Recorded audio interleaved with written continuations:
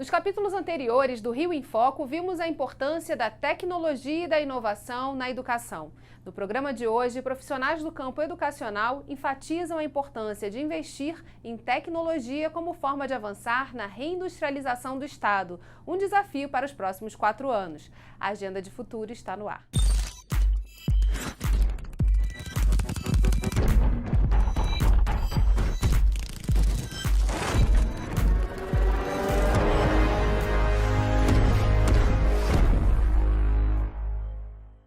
Reconhecer a importância do investimento na ciência e tecnologia, reindustrializar, investir no complexo industrial da saúde, onde o Rio de Janeiro tem uma capacidade incrível.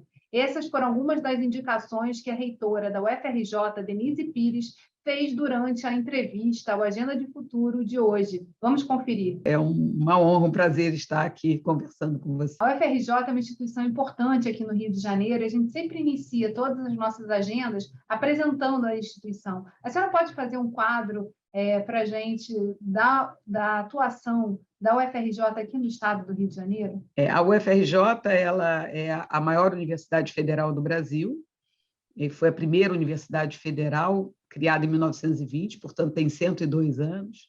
É uma universidade que evoluiu após o programa de expansão do ensino superior e a democratização do acesso para além do município do Rio de Janeiro. Estamos hoje também no município de Duque de Caxias e no município de Macaé, portanto, estamos em 3 municípios do estado do Rio de Janeiro. Gostaria que estivéssemos em mais municípios. Quem sabe o futuro, com o novo programa de ampliação de vagas, a gente possa realizar esse sonho. Nesse programa de reestruturação, nós ampliamos as nossas vagas oferecidas em torno de 30 mil. Então, nós temos hoje 55 mil alunos de graduação e são 15 mil alunos de pós-graduação estrito sensu.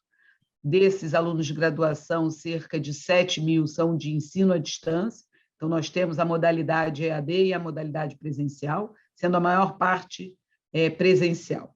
Embora presencial, a maior parte das disciplinas da UFRJ, no nível da graduação, ela é prática ou teórico-prática. Então, foi um enorme desafio avançar no ensino superior da nossa universidade durante a pandemia, porque nós somos uma instituição que ensina, faz pesquisa e atua junto à sociedade. Temos 1.450 laboratórios de pesquisa e, obviamente, esses laboratórios eles não são laboratórios só ligados à pós-graduação, são laboratórios nos quais os nossos alunos de graduação também têm aulas. Temos um programa de iniciação científica dos maiores do Brasil, além de programas de monitoria e de extensão. Então, nossos alunos de graduação eles têm bolsas de extensão ou de monitoria ou de iniciação científica. É um ambiente muito rico de ensino-aprendizagem. E, mais do que isso, esses estudantes estão no chão das escolas, no caso das licenciaturas, estão nas clínicas da família, no Sistema Único de Saúde, atuando, sejam estudantes da fisioterapia, da enfermagem, da fonoaudiologia, da medicina, da farmácia, enfim, são estudantes formados com campo prático muito importante. Então, tem um forte impacto nos municípios onde nós estamos. Isso é verdade para o campo do direito, para o campo da comunicação social, da história. São estudantes muito envolvidos com a sociedade carioca e agora também de Macaé e de Duque de Caxias. A senhora citou a pandemia, um grande desafio para a educação no Brasil. Quais foram as ações empreendidas nesse período e os aprendizados também do processo? Assim que essa pandemia, havia ameaça de que essa doença chegasse ao Brasil, mesmo antes de ter sido decretada a pandemia, que foi exatamente quando ela se tornou mundial, nós decidimos, na UFRJ, criar um grupo de trabalho de especialistas, epidemiologistas e infectologistas, num primeiro momento, que se reuniram pela primeira vez no dia 5 de fevereiro de 2020. Portanto, a UFRJ tinha um grupo de especialistas aguardando a chegada do vírus. E nós tínhamos, através dos laboratórios de virologia molecular e outros laboratórios do Centro de Ciências da Saúde, o diagnóstico molecular, padrão ouro internacional, com todos os controles sendo feitos mesmo antes do primeiro caso chegar ao Brasil. Nós fizemos, durante o Carnaval de 2020, teste em várias pessoas da comunidade acadêmica que retornavam da Europa e dos Estados Unidos com sintomas gripais, mas ainda bem não tivemos nenhum caso positivo naquela época. O primeiro caso positivo foi na cidade de São Paulo. Mas veja, a UFRJ já estava pronta para fazer o diagnóstico. E o que nos surpreendeu é que, em março, né, no dia 16 de março, nós suspendemos as aulas presenciais, finalmente. Nós implantamos políticas internas, ouvindo esses especialistas, que sequer tinham sido implantadas pelo Ministério da Saúde, como a quarentena de retornantes, que foi, como a Austrália, a Nova Zelândia, enfrentaram muito melhor a pandemia do que nós fizemos. Apesar do Ministério da Saúde não fazer isso, a UFRJ fez. Nossos professores e estudantes retornantes tinham que ficar 14 dias em casa antes de vir para a atividade acadêmica, com ou sem sintoma gripal. Então, veja, essa era a política correta e nós estávamos sempre com embasamento técnico-científico. O que aconteceu de 16 de março em diante? Nós chegamos a fazer mais de 500 testes RT-PCR por dia, atendemos todos os profissionais de saúde da rede pública, da segurança pública, não só na cidade do Rio de Janeiro, Duque de Caxias e em Macaé.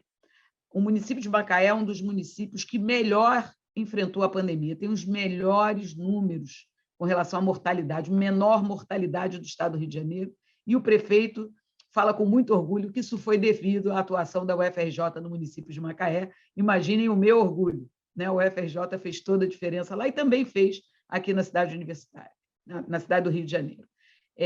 Nós não só fizemos diagnóstico para os profissionais da linha de frente dos hospitais da área da saúde, nós também fizemos para os profissionais da segurança pública, que também estavam na linha de frente. Produzimos mais de 150 mil litros de álcool, tínhamos álcool 70 em todas as formulações, mesmo quando não tinha sequer a matéria-prima para fazer o álcool em gel, não havia nas prateleiras dos supermercados e farmácias, nós, porque temos a academia aqui, produzimos o álcool glicerinado. Agradeço a todo o pessoal da Química. Nós fizemos projetos de pesquisa que pegamos álcool doado da Petrobras, que era impuro, e purificamos, junto com a UERJ, com o Instituto Federal Fluminense, com a Federal do Paraná, enfim, fizemos foi um desafio Vale que nós ganhamos, coordenado pela UFRJ, para purificar o álcool naquele momento que não havia álcool. E quando chegou a vacina? Quando chegou a vacina, nós tínhamos 2.500 voluntários trabalhando em drive-thrus, nossos estudantes, servidores técnicos e docentes, no Sambódromo, aqui na cidade universitária, na Praia Vermelha, e até hoje nossos estudantes estão nesses locais dos postos de saúde vacinando para a Covid-19, e agora nós estamos aí no enfrentamento do monkeypox, também liderando esse enfrentamento, mais esse enfrentamento. Pensando nessa questão do desenvolvimento, né, o que não pode estar de fora da agenda do parlamento nos próximos 4 anos? Em primeiro lugar, é a valorização da ciência, a valorização da educação pública, a valorização dessas instituições, que são instituições de Estado. As universidades brasileiras, o que a UFRJ fez aconteceu em todas as cidades nas quais há universidade pública. Nós fomos, né, o 11º país do mundo em produção em Covid-19. Toda essa produção foi feita em instituição pública, seja ela municipal, estadual ou federal, seja ela universidade ou Fiocruz. Essas instituições orgulham o Brasil. Então, nós precisamos, em primeiro momento, que o parlamento discuta a recomposição do nosso orçamento, porque hoje a UFRJ não paga mais a conta de água e luz. Nós fizemos uma moratória preventiva junto às concessionárias de água e luz. Isso não é possível, não se pode continuar assim. Nós precisávamos de recursos para ampliar a nossa atuação no projeto da vacina, no projeto para mitigar a questão do monkeypox. Nós hoje temos leitos dos nossos hospitais fechados. Aqueles que abrimos durante a pandemia, porque só as universidades federais abriram mais de 2.200 leitos de UTI, com profissionais altamente qualificados, hospitais tão bons que houve muito menos mortalidade nesses hospitais do que em outros hospitais, inclusive alguns da rede privada.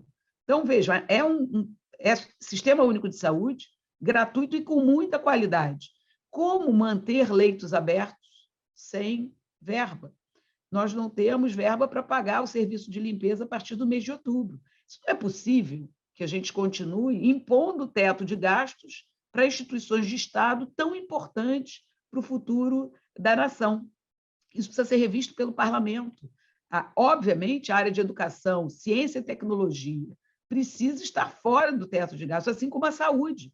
Nós vemos hoje o Brasil abandonar o Programa Nacional de Imunização. Nós vemos hoje um movimento anti-vacinas no Brasil, que é um retrocesso. O Brasil é um dos países que mais vacina no mundo, que mais vacinou contra a Covid-19. Eu costumo dizer que esse é um exemplo do Brasil desenvolvido. Quando a gente olha para as universidades públicas, quando a gente olha para o Sistema Único de Saúde, é esse o Brasil desenvolvido que nós precisamos. Nós precisamos de mais escolas públicas básicas com salários dignos para os professores. As escolas de ensino básico precisam ter professores com carreiras que sejam carreiras de Estado. Nós não podemos manter a educação nacional com professores ganhando salário muito baixo, tendo que acumular 2, 3 matrículas, sair correndo de uma escola para outra. Não é assim que se melhora a educação básica no nosso país.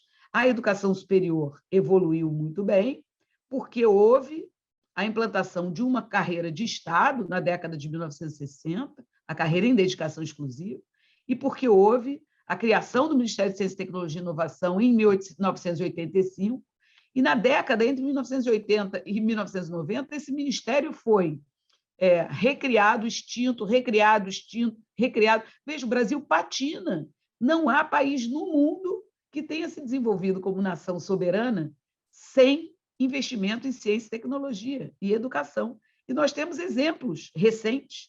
A China, em 1990, era como o Brasil. Tinha 2% da população chinesa como classe média, hoje tem 70% da população chinesa como classe média. Por que isso pôde acontecer? Porque ela resolveu ampliar o percentual do PIB em educação, ciência e tecnologia. Então, não é gasto, os parlamentares devem entender isso.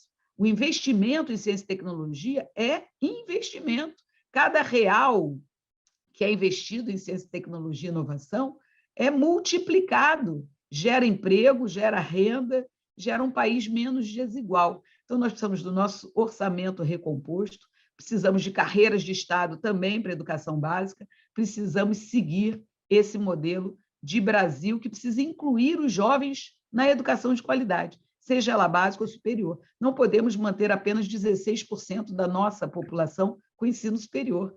Temos que almejar que um dia possamos chegar a pelo menos 50% dos jovens entre 18 e 24 anos tendo acesso ao ensino superior e políticas de permanência.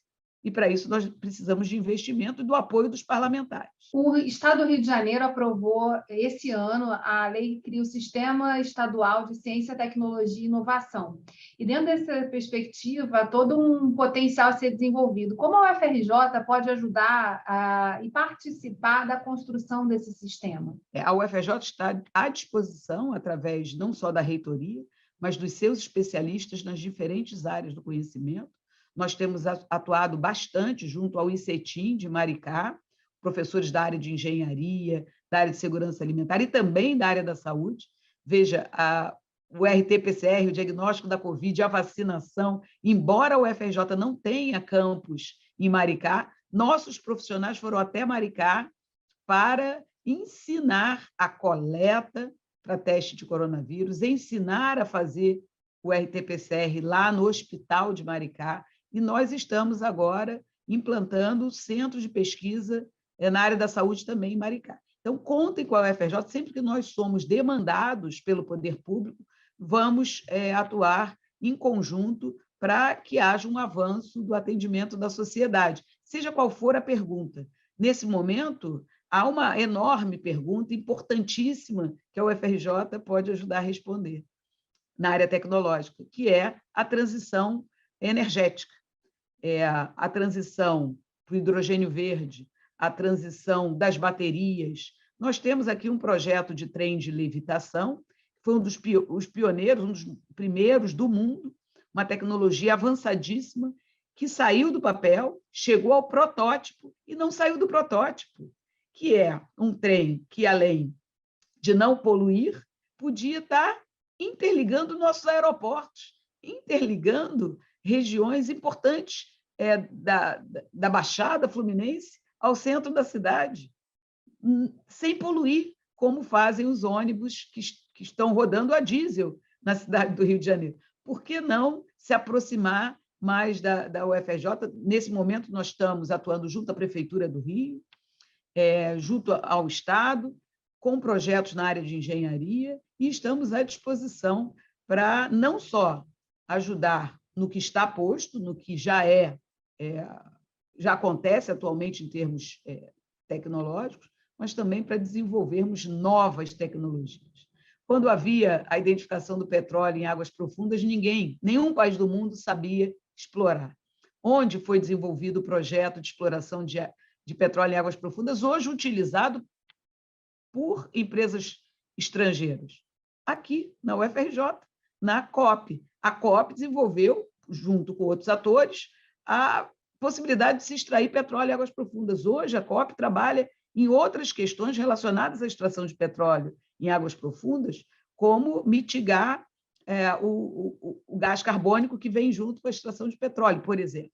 A COP hoje tem projetos que transformam energia solar em energia elétrica, o que se faz no mundo todo, né? Que é o uso de energia solar para produzir energia elétrica, que é uma energia limpa, né? Uma forma limpa de produzir energia elétrica, mas a COP já está associando essa transformação energética à destilação da água, à dessalinização da água num processo que é feito em paralelo. É uma das tecnologias mais avançadas do mundo. É muito triste ver que os Estados Unidos vai pegar uma tecnologia nossa e ganhar dinheiro e daqui a pouco nos vender essa tecnologia, porque a gente não consegue implantar, porque não há um setor industrial fortalecido no país. Nós precisamos reindustrializar a nação. Já temos, pelo menos por enquanto, capacidade científica instalada nas nossas universidades públicas. Nós precisamos de investimento e de um setor produtivo mais robusto, e, para isso, precisa de ações governamentais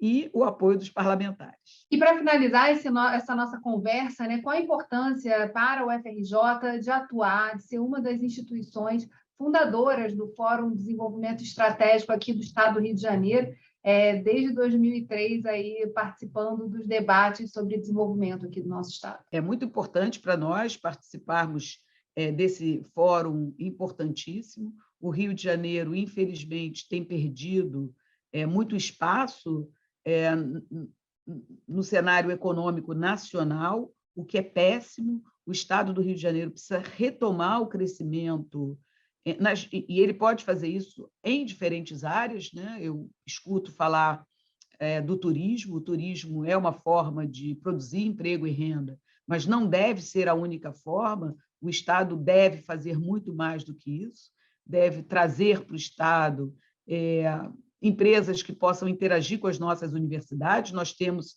a grande vantagem de termos várias universidades públicas, a UERJ, a UFRJ, a UF, a Unirio, e, além das universidades, nós temos os institutos federais, que são também um celeiro importantíssimo de geração, não só de formação de profissionais na área tecnológica, mas de produção de conhecimento. Então, nós temos muitas instituições que produzem conhecimento, né? Mostramos isso na pandemia, todos nós, os institutos federais associados ou não às universidades, atuando na ponta, junto à sociedade.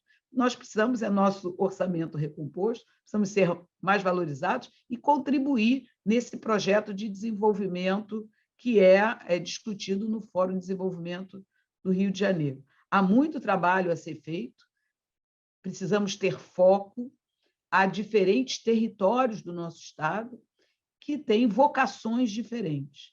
Veja, Macaé, por exemplo, tem tido royalties de petróleo, tem levado Macaé a ter bastante verba. A Prefeitura de Macaé está muito próxima da UFRJ, de forma que esses recursos que vêm da extração de petróleo não terminem sendo utilizados de uma maneira que não gere emprego e renda quando o petróleo acabar. Nós já estamos discutindo qual é o futuro da economia de Macaé, que não pode mais se basear apenas em óleo e gás e utilização de combustíveis fósseis. Então, a gente já está pensando que devemos ter um parque tecnológico lá em Macaé, para que em Macaé a engenharia da UFRJ possa também ter projetos, desenvolver projetos que vão responder questões daquele território, né? Então, Macaé tem outras questões relevantes com relação à saúde, que são diferentes da cidade do Rio de Janeiro, e também com relação à sua economia. E isso precisa ser visto. Então, eu dei o exemplo de Macaé, Duque de Caxias. Nós precisamos melhorar muito a formação de professores na região da Baixada Fluminense. Nós precisamos, em breve, eu espero, conseguir levar para lá um curso médico. Não há curso médico público na Baixada Fluminense, que pode atender a região serrana. Mas, para isso, nós precisamos de recursos, né? E, infelizmente, nós temos tido os nossos recursos cortados nos últimos anos. Então, eu espero continuar participando do Fórum de Desenvolvimento e contribuindo para que a gente possa voltar a desenvolver o Rio de Janeiro. Isso não vai acontecer se nós não industrializarmos, reindustrializarmos, talvez aqui no Rio, com a Fiocruz e as universidades federais, estaduais, os institutos federais, a gente possa ter o Rio de Janeiro como referência nesse complexo industrial da saúde, tão almejado, tão necessário no Brasil. O Brasil tem, sem dúvida nenhuma, mercado consumidor, para que nós possamos vender os produtos de uso hospitalar, insumos hospitalares, medicamentos. Veja como tivemos dificuldade com os insumos farmacêuticos que eram importados, e ainda são, em parte, né? A Fiocruz já retomou a produção de insumos farmacêuticos básicos. Que bom que a Fiocruz fez isso. Nós não podemos abandonar mais esse caminho. Nós temos que produzir máscaras nós mesmos para vender para os brasileiros. Nós temos que produzir nossos insumos e ficar menos dependentes de economias externas. E o Estado do Rio de Janeiro pode fazer isso, pode ser o celeiro do Complexo Industrial da Saúde e exportar internamente para os outros estados da federação, gerando emprego e renda. Eu acho que é isso que a gente precisa pensar. Quais serão as vocações do Estado do Rio de Janeiro? Sem dúvida nenhuma, a agricultura é uma delas, nós sabemos disso, agricultura familiar, agricultura solidária, mas a gente precisa pensar que talvez, tendo essas instituições importantíssimas aqui junto com a Fiocruz, a gente possa alavancar o complexo industrial da saúde no nosso estado. Reitora, muito obrigada por ter aberto um espaço na sua agenda para contribuir no desenho dessa agenda de futuro aí para os próximos anos do estado do Rio de Janeiro. Eu que agradeço, foi um prazer conversar com você.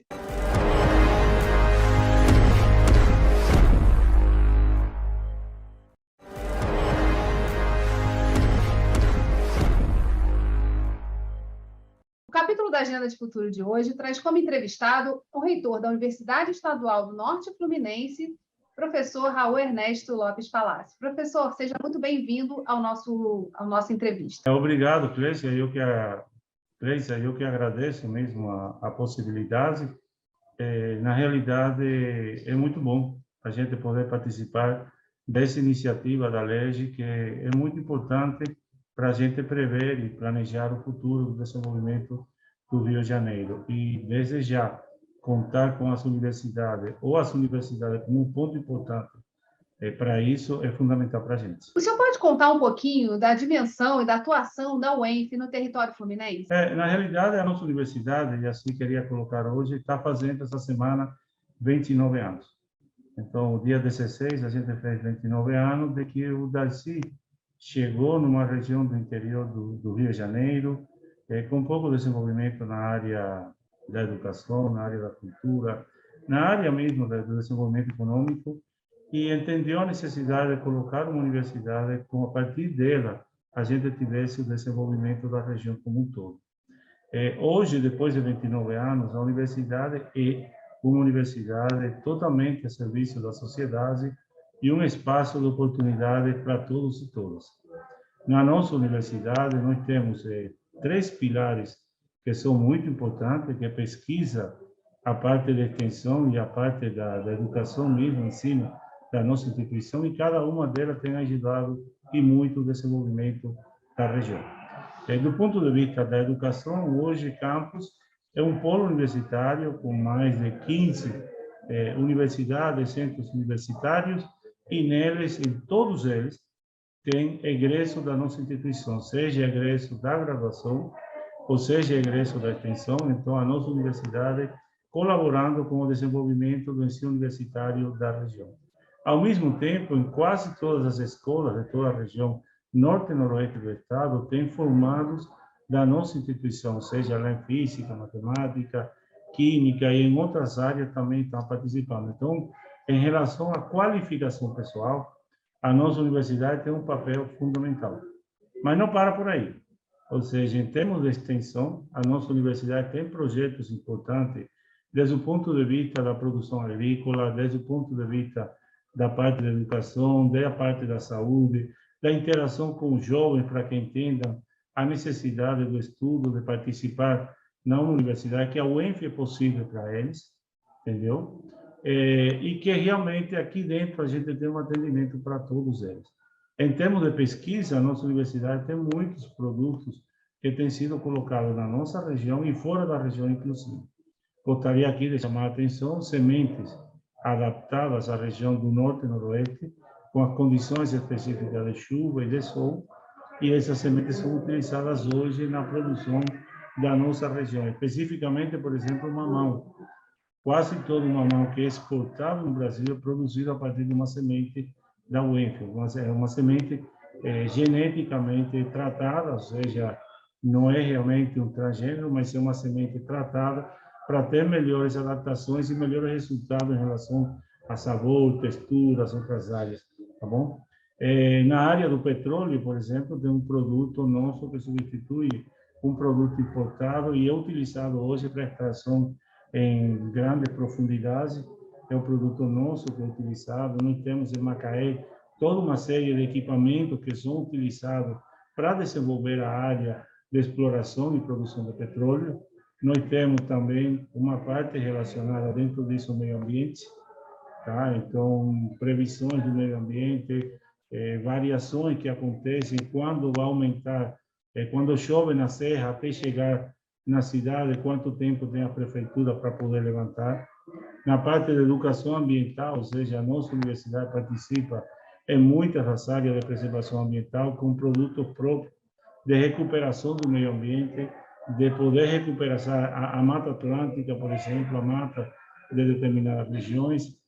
Na indústria, a gente tem, por exemplo, a produção de alguns produtos desenvolvidos na nossa instituição.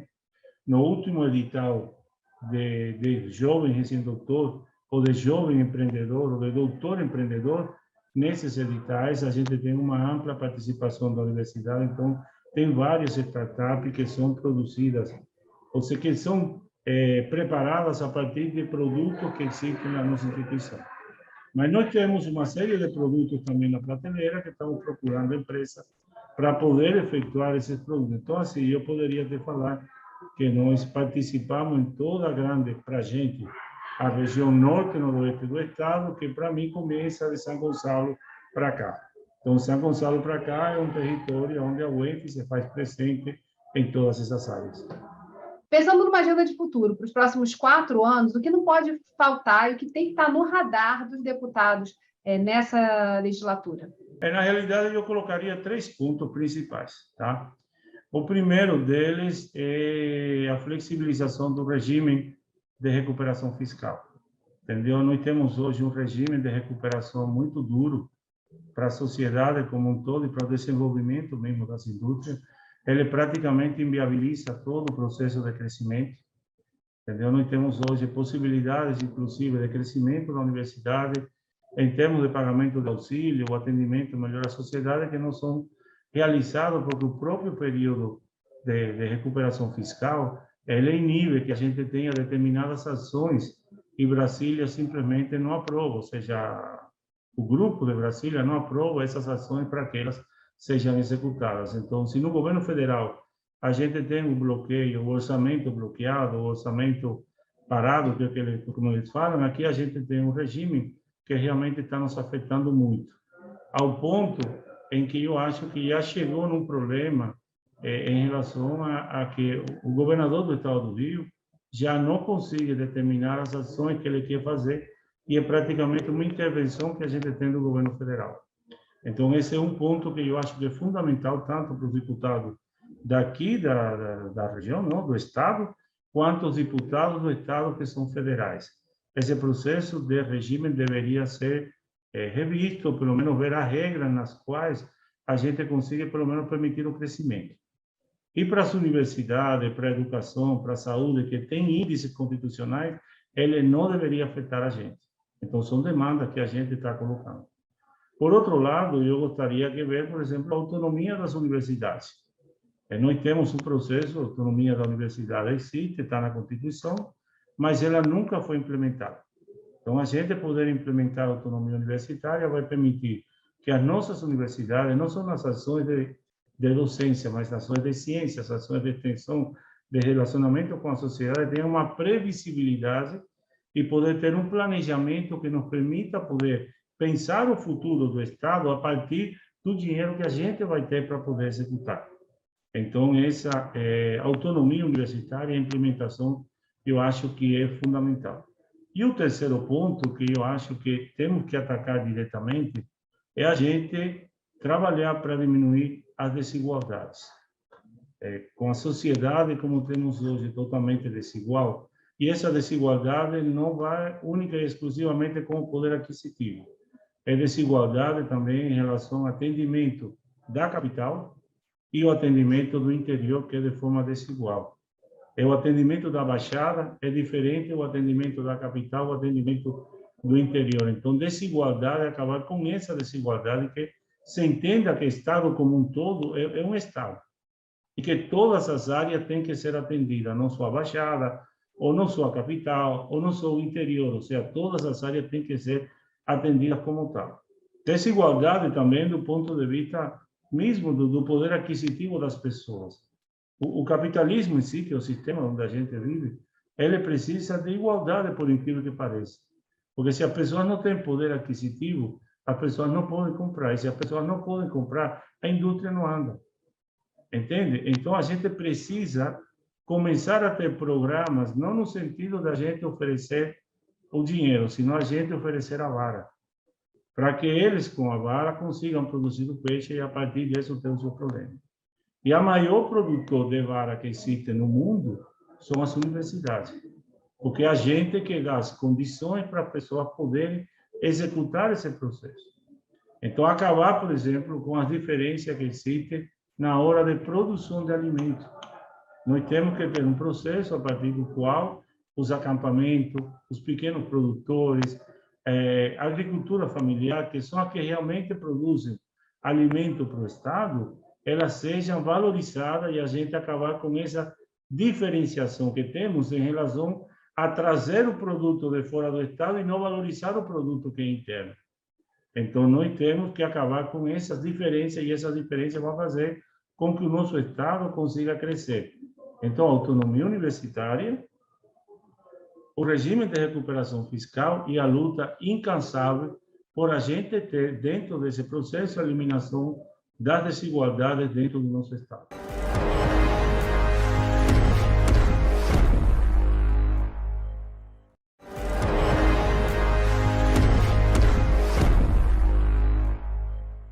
Na Agenda de Futuro 2023 de hoje, 3 temas foram apontados como prioridade pelo reitor da Universidade Estadual do Norte Fluminense, Raul Palácio. São eles: flexibilização do regime de recuperação fiscal, autonomia das universidades e a redução das desigualdades no Estado com a participação ativa das universidades. De que forma a UENF pode contribuir nesse debate? A UENF contribui nesse debate de várias formas, não? A primeira delas é representando o interior do Estado. São Gonçalo para cá, a gente tem todo o levantamento, o mapeamento, toda uma interação das necessidades que a gente tem da nossa região e, como tal, a população não reconhece, que isso é fundamental, entendeu? Então, a UENF, dentro da parte da educação, está claro, ou seja, oferecendo curso, oferecendo melhorias dentro disso, na aplicabilidade dos nossos resultados da ciência, que esse é um defeito que, às vezes, a academia tem. A gente tem prateleira cheia de resultados, mas a gente não consegue implementar esse resultado. Então, nós temos que trabalhar para que esse resultado que nós temos, outra semente, a produção de árvore, muda mais rápido, a produção industrial, melhoramento dentro da produção industrial, destravar algum processo burocrático, ajudar na administração, são coisas que em todas essas áreas que a UENF consegue atuar. Bem atuando, estamos fazendo, mas por aquele motivo que eu já tinha falado, muito aquém daquilo que a gente poderia fazer, entendeu? Então, assim, é um processo onde a comunidade também tem que nos conhecer, a universidade já nos reconhece, a comunidade nos reconhece, mas ainda falta da gente também ter esse espírito de poder chegar e aplicar tudo aquilo. Temos avançado, mas certamente falta muito. Temos muito produto dentro da nossa prateleira que não são colocados. Nós estamos agora interagindo com a Secretaria de Desenvolvimento do Estado, vem hoje para ter uma reunião com a gente colocar esses produtos que nós temos para levar para frente, entende? Como é que a gente pode, a partir de políticas públicas, seja no município, seja no Estado, colocar esses produtos a serviço da população, entende? Produção de peixe, por exemplo, nós temos um sistema para a produção de peixes em regiões fechadas, não precisa ter um tanque.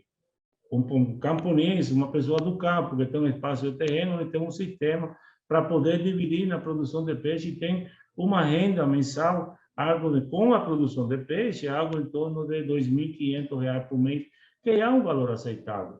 Nós temos um sistema dentro da agricultura de produção de diferentes cultivos em áreas pequenas, que dá uma produção, já depois de tirado todo o gasto, tudo aquilo, de quase R$ 5.000. Então, por que essas coisas que a gente tem, que a gente já sabe que vão dar certo, por que isso a gente não consegue implementar? Ou seja, esse é que seria o nosso trabalho. Colocar tudo o que nós temos hoje para fora e, ao mesmo tempo, ter a quantidade de ouvido necessário para poder entender o que a sociedade está precisando. Não adianta eu querer fazer aqui um elevador que seja essas coisas se na região eu não tenho prédio para elevadores. O que adianta é entender isso. A nossa região, por exemplo, ela tem uma alta capacidade de captação de luz solar. Essa geograficamente, é uma posição privilegiada. Por que nós não conseguimos produzir a nossa própria placa solar? E com essa placa solar mais barata, a gente conseguir fazer de uma cidade inteira uma cidade totalmente rentável, totalmente economicamente viável e com proteção do meio ambiente. Por que a gente, ou ecologicamente correta, por que a gente não consegue fazer a cidade de campo, por exemplo? Imagina toda a cidade de campo, todos os prédios de campo com placas solares da UENF produzindo energia. Entendeu? Então, é nesse ponto que a gente tem que pensar grande. E aí, pensando sobre a atuação da UENF no Fórum Permanente de Desenvolvimento Estratégico aqui da Assembleia Legislativa, qual a importância da participação de vocês e do fórum no dia a dia e nesse trabalho de relacionamento com os poderes públicos, municipal, estadual, federal? O fórum foi uma ideia excelente do presidente siciliano. Realmente assim, é indiscutível a importância do fórum. É importante a gente ter um debate constante do desenvolvimento. Eu tenho visto dentro disso o papel mesmo do presidente em levar o fórum a todas as regiões do Estado, ou seja, não é só limitar o fórum à capital, ou limitar o fórum à Baixada, ou limitar o fórum interior. É a todas as capitais, a todos os lugares do Estado, e escutando a necessidade que esse Estado tem, tentando ver como é que o fórum consiga destravar, por exemplo, a energia elétrica de um determinado ponto, onde alguém não consegue colocar um equipamento para uma produção maior porque não tem energia elétrica. Entendeu? Então, ele tem feito também esse papel de interação da universidade com a sociedade, da empresa com a sociedade. Então, o fórum não tem se limitado única e exclusivamente à ideia para desenvolver. Ele tem trabalhado também em como destravar problemas que existem dentro do Estado do Rio de Janeiro. Nesse sentido, o fórum é excelente. Então, era um fórum, era necessário, era realmente muito importante. A gente vai ter o fundo agora, com esse fundo, a gente vai ter recurso para poder alavancar projetos específicos de desenvolvimento do Estado do Rio de Janeiro, e o fórum foi realmente a partir dele que a gente criou esse fundo. Agora, a participação das universidades, não só da gente, sino da UERJ, dentro desse processo, é fundamental. É fundamental porque a gente forma também a mão de obra para que todos esses investimentos depois possam ser realmente colocados. Não adianta abrir uma fábrica se a gente não tem a quantidade de pessoas suficiente para poder trabalhar. E, por outro lado, como é que as universidades conseguimos ter uma tecnologia que consiga ajudar a implementação de determinadas áreas, ou seja, como, por exemplo, na produção de leite do Itaúba, a gente consiga ter uma quantidade, uma eficiência maior dentro desse processo, como é que a gente consegue, dentro da produção do petróleo, a gente intervir em algumas áreas, por exemplo, para diminuir a quantidade de CO2 que é colocado no meio ambiente. Então, todas essas áreas de pesquisa as universidades têm. Então, nós temos o pessoal para poder fazer esse trabalho. E o fórum vem para um pouco que para chamar a atenção da gente. Ei, pessoal, vamos lá, você está fazendo o quê? E eu acho importante fazer isso, entendeu? Então, a participação das universidades é fundamental. A gente tem prestigiado, na medida do possível, todas as atividades do fórum, em todas as cidades, algumas.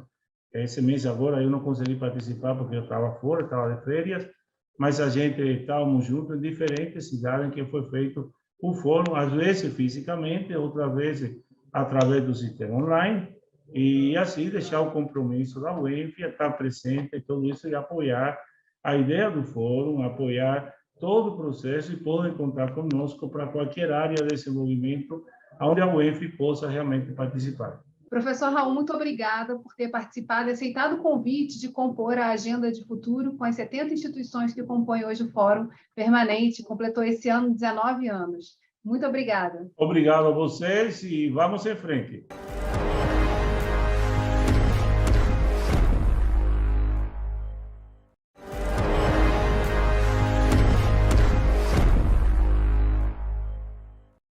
A Agenda de Futuro de hoje traz como entrevistada a reitora da Universidade Veiga de Almeida, Maria Beatriz Balena. Oi, tudo bem, Maria Beatriz? Olá, tudo bem. Seja muito bem-vinda ao nosso Agenda de Futuro. Eu queria que você começasse contando um pouquinho sobre a Universidade Veiga de Almeida hoje. Bom, a UVA hoje é uma universidade que completa esse ano 50 anos, né?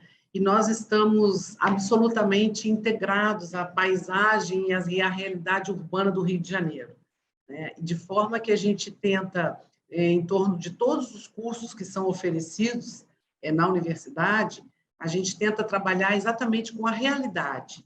E o que é a realidade hoje? É uma realidade em profunda transformação, em que o futuro profissional ele precisa estar muito ligado ao que está acontecendo para que ele consiga não só oferecer respostas, mas também fazer perguntas. Hoje, um bom curso superior, seja ele qual for, é um curso que se preocupa em elaborar perguntas. Se a gente pensar o entorno que a gente vive, o Rio de Janeiro é uma sala de aula de portas abertas, né? É uma sala de aula em qualquer contexto que você olhe. Se você olhar para a questão ambiental, para a questão da moradia, para a questão do desenvolvimento industrial, do desenvolvimento da cidade como um viés urbano, de locomoção, de vida pessoal, de sociedade. Então, a gente trabalha hoje as grandes questões, claro, do mundo, mas no microcosmos que é a cidade do Rio de Janeiro. E quais são os oferecidos e o ambiente, né, de alunos? Quantos alunos temos hoje na Universidade Veiga de Almeida? Hoje nós estamos com 35 mil alunos, entre presencial, semipresencial e à distância, que é uma modalidade que vem crescendo muito. A gente tem visto hoje, até pela função dos deslocamentos, né, que as pessoas estão optando por um pouco mais de flexibilidade nas suas vidas. Então, nós estamos agora com uma oferta grande no nosso portfólio de cursos que são híbridos, que são uma parte presencial, e geralmente a parte presencial é aquela parte em que as aulas práticas de laboratório são mais frequentes, né? Os encontros com os tutores e professores também. Então, são aproximadamente 60 cursos, entre presencial, 100%, e virtual e híbrido. E praticamente nós temos todos os cursos da área da saúde, da área das exatas, da área das humanas, né? Com destaque aí para a área das licenciaturas, que é uma grande necessidade, né, das escolas, E para o ano que vem, a Veiga vai estar oferecendo um curso de medicina, vai ser o primeiro curso de medicina da Zona Sul do Rio de Janeiro, né, em que a gente vai ter aí uma proposta de formação de um médico integralista, um médico que é o conhecido médico da família, e um médico também voltado para observar as questões de saúde coletiva e urgência e emergência. Nos últimos anos, a gente passou aí pela pandemia da Covid-19 e ela se impôs como um grande desafio para a educação de uma maneira geral. Na Universidade Veiga de Almeida, como foi lidar com o desafio da pandemia? Foi bem complicado, embora a Veiga, a gente já tenha, a gente teve uma nuance do que vinha por aí, né? Eu tinha voltado recentemente de uma viagem aos Estados Unidos, eu voltei dia 27 de janeiro, e já previa algumas coisas acontecendo já, tanto na China como algumas discussões já nos Estados Unidos. De maneira que, em fevereiro, a própria universidade, nós reunimos o conselho universitário e vimos que as coisas iam piorar. E foi muito interessante, porque a gente demorou só uma semana para fazer essa virada. A nossa opção foi, não vamos interromper os estudos, né, vamos dar toda a assistência aos estudantes e aos professores para que eles consigam assistir às aulas de forma remota. E foi isso que nós fizemos. Em 2 semanas, uma semana nós viramos a chave, e uma semana a gente capacitou professores, estudantes, para que eles tivessem mais vivência na plataforma virtual, e em uma semana a gente já estava com as aulas todas. Eu brinco que nós temos 3 campi no Rio de Janeiro, e na pandemia nós viramos quase 30 mil salas de aula, né? Que cada casa, cada residência se tornou uma sala de aula. Mas foi um período extremamente desafiador, por 2 motivos. O primeiro, obviamente, que nós perdemos estudantes que faleceram vitimados, e perdemos professores e funcionários. Isso nos deixou realmente muito tocados, né? E essa é uma falta de algo que a gente nunca mais vai poder repor, né? São professores, são estudantes, inclusive das áreas da saúde, que trabalhavam na área da saúde, já trabalhavam enquanto estudavam, e isso para nós foi assim muito chocante. Nós fizemos todo um projeto, né, de acompanhamento das famílias e tal. Isso nos marcou muito. E o segundo também, que a gente precisa olhar para frente, foi uma série de aprendizados que nós tivemos, né? A universidade aprendeu, primeiramente, a ser resiliente, que é mais do que ser resistente, né? A ser resiliente. Nós saímos melhores do que nós entramos. Nós aprendemos muito. Nós vimos que é possível fazer uma educação de qualidade utilizando a mediação tecnológica. Nós aprendemos que o trabalho remoto pode ser uma forma, né, de atender algumas expectativas de funcionários. Nós aprendemos que o tete-a-tete, o estar junto, é muito mais importante do que a gente pensava, né?